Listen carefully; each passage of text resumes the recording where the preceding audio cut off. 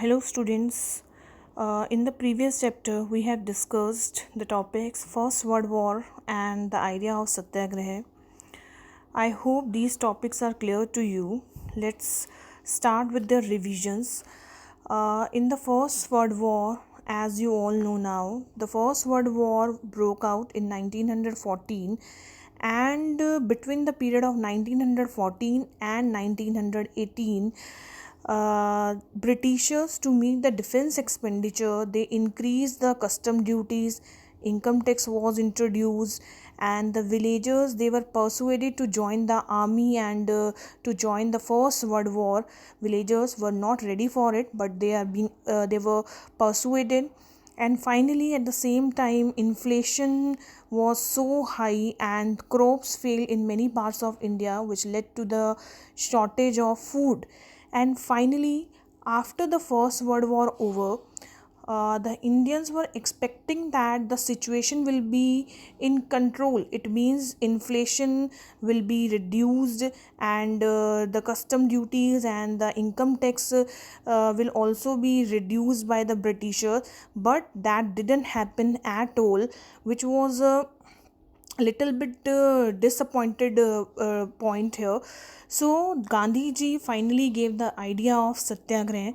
Satyagraha means the demand for the truth. It means Gandhi ji said that if we are fighting for a true cause, there is no need of violence in it, there is no need of physical force in it. Mahatma Gandhi, he started Champaran Satyagraha in 1916 and Ahmedabad mill strike in 1918 to demand that the wages should be increased. So finally, after this, what happened? Idea of Satyagraha. Students, today we will discuss Rowlatt Act and the Khilafat non-cooperation movement with Jallianwala Bagh incident. Rowlatt Act, क्या था ये Rowlatt Act?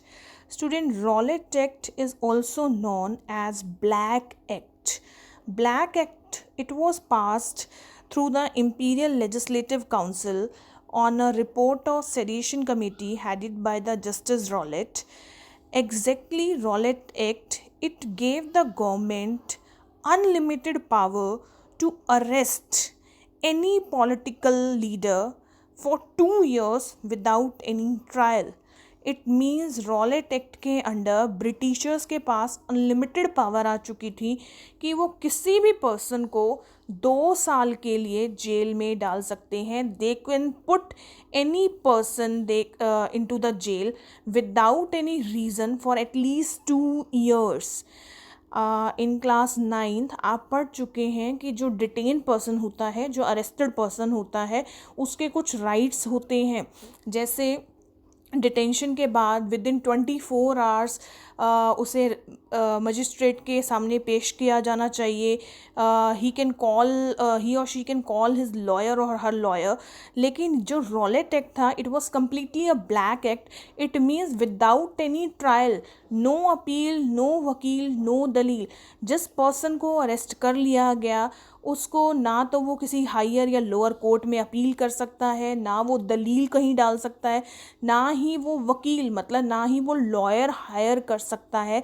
That is why it is known as the Black Act. And Mahatma Gandhi and the other leaders, to control the situation, they opposed the Rowlatt Act. And to oppose it, Gandhiji started the nationwide Rowlatt Satyagraha. It means Gandhiji started finally a hartal or a strike against the injustices done by the Britisher. And under this, shops were closed down, rallies were organized, the people went on strike. बहुत कुछ हुआ Rowlatt act को oppose करने के लिए, जैसे हम Rowlatt सत्याग्रह बोलते हैं. इन द प्रीवियस लेक्चर आपने पढ़ा था सत्याग्रह कि अगर हम किसी कोस के लिए लड़ रहे हैं, so there is a no need of violence in it. अभी तक ये बहुत शांति से चल रहा था Rowlatt act. Shops were closed down, rallies जगह जगह ऑर्गेनाइज होने लगी, एंड पीपल स्ट्राइक पे चले गए. मतलब लोगों ने काम करना छोड़ दिया कि जब तक ये रॉलेट एक्ट नहीं हटेगा हम अपने शॉप्स नहीं खोलेंगे, एंड जगह जगह हम स्ट्राइक करेंगे. अभी तक जो सिचुएशन थी रॉलेट एक्ट की, it was completely under control, but after this the situation जो है धीरे धीरे वो आउट ऑफ कंट्रोल होने लगी एंड जलियांवाला बाग मैस्कर हो गया. Rowlatt act it was passed in March में रॉलेट एक्ट पास हुआ एंड 13 अप्रैल 1919 को जलियांवाला बाग हत्याकांड, जलियांवाला बाग मैस्कर हो गया. स्टूडेंट्स, थोड़ा सा आपने पढ़ा होगा जलियांवाला बाग के बारे में. I want to tell you that Jallianwala Bagh is in Amritsar in Punjab. On 13th April 1919, Jallianwala Bagh massacre. It was a very bad day in the history of India. Student, Amritsar massacre इसे बोलते हैं या Jallianwala Bagh massacre. It took place on 13th April 1919.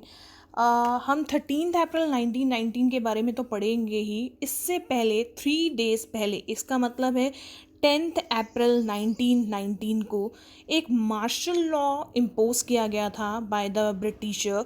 And what was the martial law on the 10th April 1919?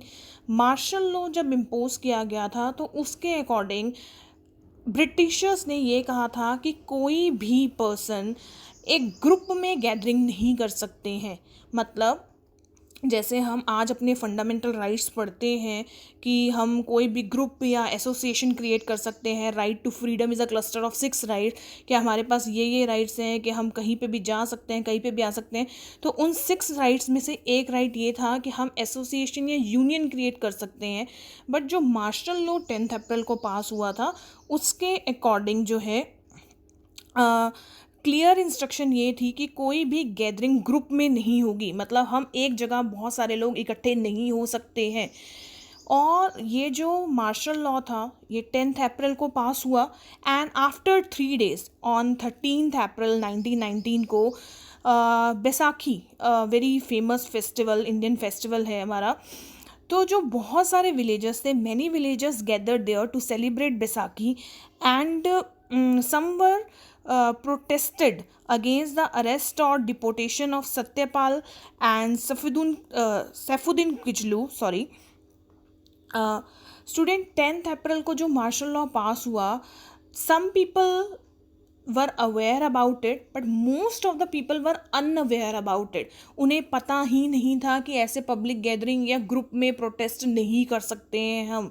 अगर उनको पता होता तो शायद 13th अप्रैल को जो वो पीसफुल प्रोटेस्ट कर रहे थे जलियांवाला बाग में वो शायद कुछ करते ही ना. जलियांवाला बाग में बहुत सारे लोग थे जो बैसाखी मनाने आए हुए थे और बहुत सारे ऐसे लोग थे जो पीसफुल प्रोटेस्ट कर रहे थे against the Rowlatt act. Rowlatt act के अंदर सत्यपाल एंड सैफुद्दीन किचलू को, जो 2 पॉलिटिकल लीडर्स थे उस टाइम पे, बहुत फेमस लीडर्स थे, उनको जेल में डाल दिया गया था. तो लोग ये डिमांड कर रहे थे कि रॉलेट एक्ट ख़त्म होना चाहिए, इन दोनों को जेल से बाहर आना चाहिए.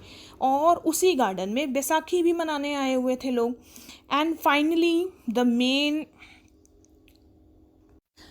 the main military head, General Dyer, he entered into garden and blocked all the exit point, and without any warning, without any prior warning, he ordered open fire on the crowd for students about 10 minutes. And people, they trying to flee but they were unable because all the exit points were blocked.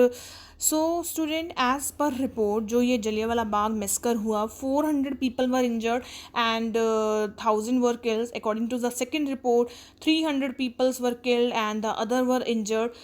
So it was a very bad day in history of India because Jallianwala Bagh massacre, लोग वहाँ आए थे celebrate करने, Baisakhi celebrate करने. उन्होंने सोचा भी नहीं होगा कि इतना बड़ा मैस्कर हो जाएगा. एंड जो लोग रॉलेट एक्ट के अगेंस्ट प्रोटेस्ट कर रहे थे उन पे भी बहुत गोलियां चलाई गई. Innocent Indian, innocent men, women and the children, they were killed in Jallianwala Bagh incident. And student, जो जलियांवाला बाग इंसिडेंट हुआ, the reason behind this is just to create the fear among the Indian, so that future में वो Britishers के against कोई protest ना कर सके. But as a result the people they destroyed the government buildings and बहुत सा violence हुआ जगह जगह पर.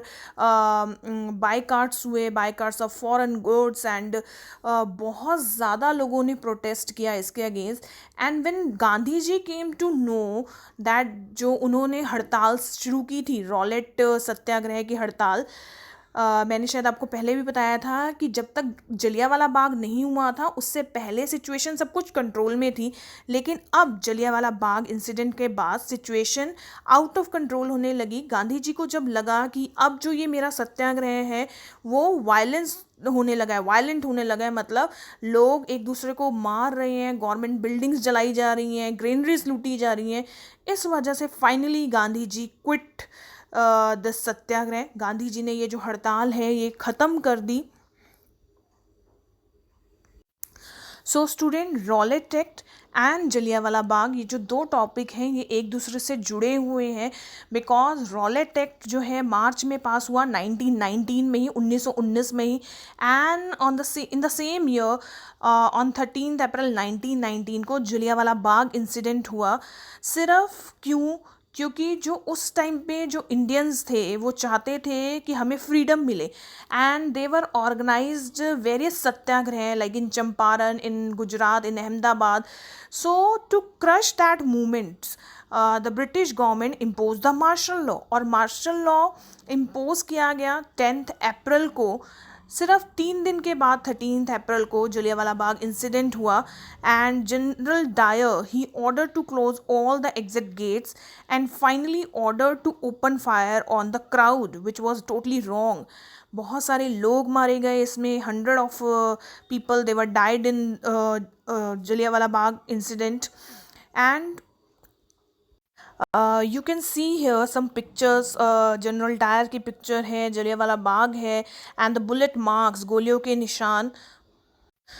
Finally what Mahatma Gandhi did after this? Mahatma Gandhi finally started non-cooperation movement. Student, what was non-cooperation movement and why it is known as non-cooperation Khilafat movement? Student, non-cooperation movement, it means not to cooperate with the Britisher. In his book Hind Swaraj, Gandhi ji ने लिखा है that जो Britishers हैं India पे rule इसलिए कर रहे हैं क्योंकि इंडियंस उनको ऐसा करने दे रहे हैं. If the Indians will oppose them within a year the British Raj would collapse. अगर 1 साल में हमने उन्हें अपोज कर दिया, हम उनके आगे नहीं झुके, तो 1 साल के अंदर अंदर जो ब्रिटिश राज है वो ख़त्म हो जाएगा. और इसी से इंस्पायर होकर finally Gandhi ji started the non cooperation movement. And that time student, Gandhi ji चाहते थे, Gandhi ji wanted to bring a unity among the Hindus and the Muslim. खिलाफत मूवमेंट, इससे पहले मैं आपको थोड़ा सा बताना चाहूँगी. Student, Khilafat movement it was started by 2 Muslim brothers, Mohammad Ali and Shaukat Ali. And Gandhi ji उस टाइम पे ये चाहते थे कि जितने भी हिंदू और मुस्लिम हैं दोनों एक साथ आए और ब्रिटिशर्स के अगेंस्ट लड़े. That is why Gandhi ji met the 2 brothers Mohammad Ali and the Shaukat Ali. And finally जब गांधी जी ने उनके आगे आइडिया रखा कि मैं एनसीएम स्टार्ट करने जा रहा हूँ, अभी मैं आपको बताती हूँ एनसीएम क्या है, मैं नॉन कॉपरेशन मूवमेंट स्टार्ट करने जा रहा हूँ और मुझे इसमें आपका सपोर्ट चाहिए. So Mohammad Ali and Shaukat Ali also gave their support to Mahatma Gandhi. और फिर जो नॉन कॉपरेशन मूवमेंट है उसका नाम बदलकर क्या रखा गया? नॉन कॉपरेशन खिलाफत movement. And student, what was non cooperation? It was a formula of boycott everything that is offered by the Britishers to us.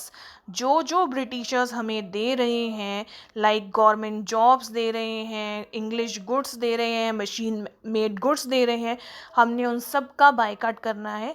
The non cooperation movement we will discuss in the next lecture. अभी तक जो आपके topics cover हो चुके हैं आज वो है first world war, idea of satyagraha, then Rowlatt act and the Jallianwala Bagh massacre, जो कि एक दूसरे से बिल्कुल एसोसिएट करते हैं. And finally a glimpse of non cooperation movement also. थोड़ा सा हिंट्स मैंने आपको दे दिया है एनसीएम क्या है. In the next lecture we will discuss in detail. Thank you.